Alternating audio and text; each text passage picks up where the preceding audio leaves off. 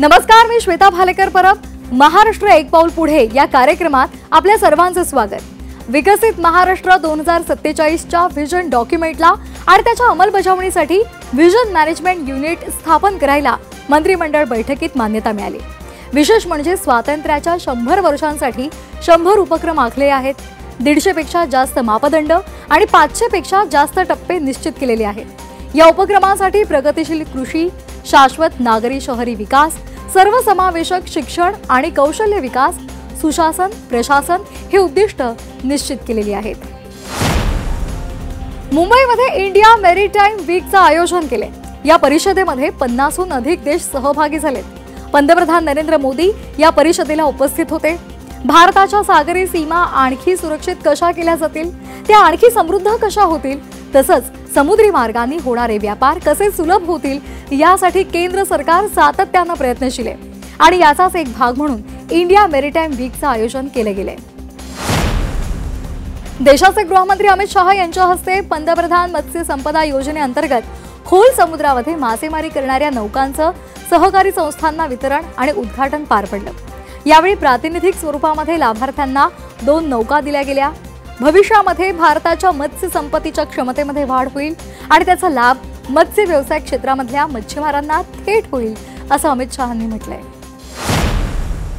अपनी आजीविका के लिए काम करने वाले, मत्स्य पालन करने वाले गरीब भाइयों बहनों के लिए ये योजना आने वाले दिनों में बहुत बड़ी योजना बनने वाली है. जेव्हापासून माननीय मोदीजींनी ब्ल्यू इकॉनॉमिक डेव्हलप करण्याच्या संदर्भातलं सुतोवाच केलं आणि वेगवेगळ्या योजना आणल्या, तेव्हापासून नवीन फिशिंग हार्बर तयार करणं असेल, नवीन फिशिंग इकोसिस्टीम तयार करणं असेल, व्हेकल्सची इकोसिस्टीम तयार करणं असेल, या प्रत्येक बाबतीत महाराष्ट्राने मोठी आघाडी घेतलेली आहे.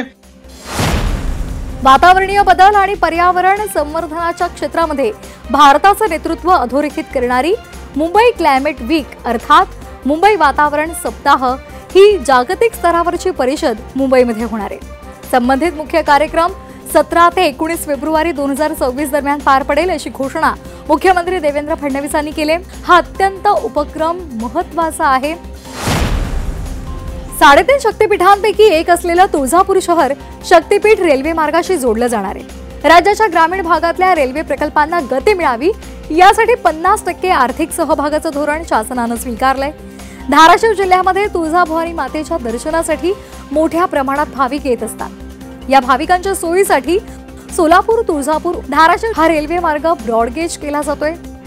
या रेल्वे मार्ग प्रकल्पाकरता 3295 कोटी 74 लाख रुपयांच्या सुधारित अंदाजपत्रकाला मुख्यमंत्री देवेंद्र फडणवीसांच्या अध्यक्षतेखाली मान्यता मिळाली. मुख्यमंत्री देवेंद्र फडणवीसांनी 1352 कोटी रुपये रकमेच्या विविध विकास कामांचं ऑनलाईन भूमिपूजन आणि लोकार्पण केलं.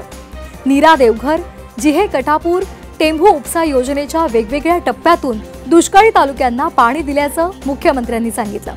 माळशिरस तालुक्यातील पाण्यापासून वंचित 22 गावांना पाणी दिलं जाईल.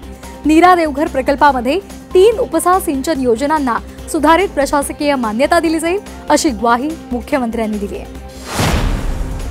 नांदेड जिल्ह्याच्या सर्वांगीण विकासासाठी आवश्यक निधीची कमतरता भासू दिली जाणार नाही, अशी ग्वाही उपमुख्यमंत्री अजित पवार यांनी दिली आहे. सिंचनाच्या माध्यमातून शेतीला आणि ग्रामीण अर्थव्यवस्थेला चालना देणं हे सरकारचे प्राधान्याचे विषय आहे, असंही अजित पवार म्हणाले. नांदेड जिल्ह्यातले अपूर्ण सिंचन प्रकल्प तातडीनं मार्गी लावण्याच्या सूचनाही अजित पवार यांनी दिल्या आहेत. आळंदीमधल्या भक्तनिवास आणि घाटाचं भूमिपूजन तसंच रुग्ण तपासणी केंद्राचं उद्घाटन उपमुख्यमंत्री एकनाथ शिंदेंनी केलं. इंद्रायणी नदी प्रदूषणमुक्त करण्यासाठी जे काही करावं लागेल ते आपण करणार आहोत, असं एकनाथ शिंदे म्हणाले. MIDC, PMRDA, PCMC, PMDA, पर्यावरण विभाग सर्वांनी एकत्र येऊन हा प्रकल्प मार्गी लावायचा आहे, असंही त्यांनी सांगितलं. इंद्रायणी नदीला स्वच्छ, निर्मळ करण्यासाठी प्रत्येकानं योगदान दिलं पाहिजे, अशी अपेक्षाही एकनाथ शिंदेंनी व्यक्त केली आहे. या बातमीसह महाराष्ट्र एक पाऊल पुढे मध्ये वेळ झाली इथेच थांबण्याची. मात्र ताज्या बातम्यांसाठी पाहत रहा झी 24 तास. नमस्कार.